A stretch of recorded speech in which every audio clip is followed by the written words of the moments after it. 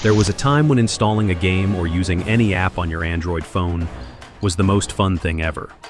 But little by little, ads, microtransactions, and subscriptions ruined the experience.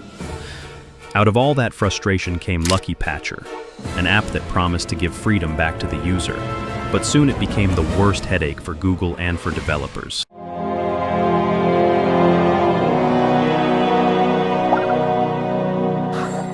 If we go back to the first years of Android, around 2010, apps were simple and fun. You could install a game like Fruit Ninja or Angry Birds, and enjoy it without worrying too much about ads or paying for every little thing. Sometimes a small banner appeared, but it was nothing that destroyed the fun. The problem is that this time did not last very long. As the years passed, ads started to multiply. At first, they were small and quiet. Later, they became pop-ups that interrupted every game. Soon you had to watch a 30-second ad just to keep playing or to get a daily reward. The experience became frustrating, like every app was trying to squeeze out your last cent. And just when we thought it could not get worse, microtransactions arrived. This model became very clear around March 2012. Games started selling you extra lives, coins, gems, or special characters. Things that before you unlocked by playing now had a price. For many people, that killed the fun. It was no longer about skill, but about who had more money to spend. Then came subscriptions, the worst part. Suddenly, apps offered premium benefits if you paid every month. If not, they limited you to basic functions or forced you to watch ads. What was once a world of simple and easy apps became a goldmine for companies. In the middle of this frustration, a programmer decided to do something different. His name was Chelpis. He was not looking to become rich or famous. He only wanted something simple, to give back to users what companies had suddenly taken away. That's how Lucky Patcher was born, around 2012. At first, it looked like a small experiment, a tool for nerds and geeks. But over time, it grew into something much bigger.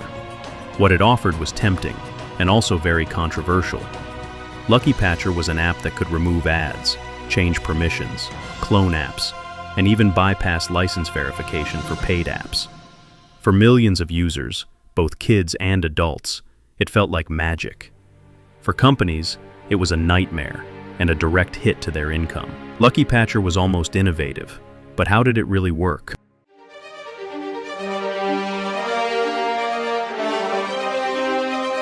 On the surface, Lucky Patcher was just a smiling icon. Nothing suspicious, right? But behind that silly smile, there was something that exposed a key weakness of that time. In simple words, Lucky Patcher took advantage of a big mistake. Most developers stored the business logic of the app directly on the user's device. Where the weakness came from. Android apps are distributed as APK files. In those years, license checks, ad systems, and payment validations all ran on the client, the phone, instead of on a secure server, like they do today. How the modification worked. Lucky Patcher took advantage of this insecure design. Instead of letting the app run its original code, the tool applied a binary patch that changed how the app behaved. This patch disabled the code that added ads, or checked if the app had been bought legally. The result was a version of the app where restrictions and license checks, which were supposed to protect the app, simply stopped working. But there was more. One function that made it extremely popular and at the same time caused huge economic damage: simulating in-app purchases. Lucky Patcher allowed users to pretend they were buying coins, gems, unlimited lives, or premium content, without paying anything. For most users, it was an exciting discovery.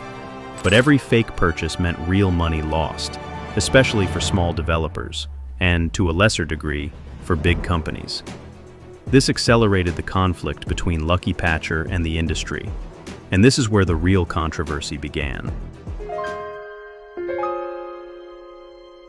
The popularity of Lucky Patcher exploded between 2014 and 2018.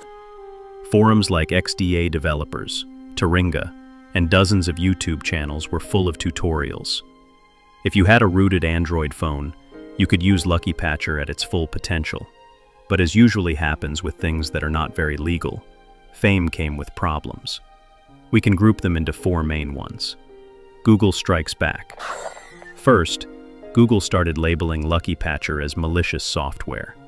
When Play Protect launched in August 2017, it showed red warnings like, "This app is dangerous, uninstall it now." Well, it didn't exactly say go get a job, but instead of scaring people, it made them even more curious. Malicious clones.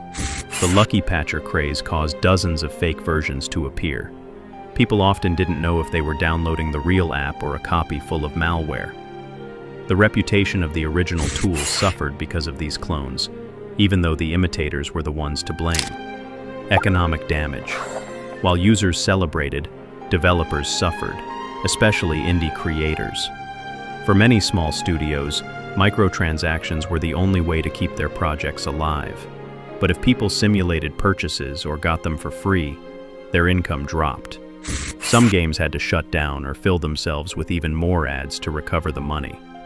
Bans and punishments. Online games started to use server-side checks and anti-cheat systems. If they detected third-party apps like Lucky Patcher, they banned your account. This became common around April 2016, when companies like Supercell reinforced their fair play policies. Thousands of accounts were banned in games like Clash of Clans, Clash Royale, or Free Fire. Luckily, I was never banned from my Talking Tom. Still, players kept taking the risk because it felt worth it. Because of these four problems, security measures on the Play Store and in apps started to improve, and that made Lucky Patcher slowly become obsolete. But everything ends. And the end of Lucky Patcher came with the evolution of the industry. Developers learned how to defend themselves. It was no longer enough to modify the app on the phone, because many checks moved to servers. Now, even if the local app said "purchase complete," the server would reply, "No friend, this is fake." That simple change made many of Lucky Patcher's most loved functions useless, especially for online games. The Android ecosystem also changed.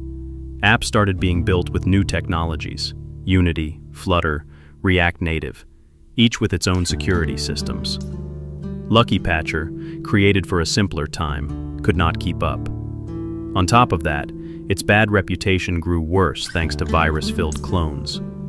The original version still survived in small communities, but for most people, it was no longer worth risking their phone when there were alternatives like HappyMod or other app stores. And that is how Lucky Patcher, the app that once made you feel like a hacker with just one tap, was left behind, living only in our memories. For many, including me, it was part of childhood. Today, it is nothing more than an old memory.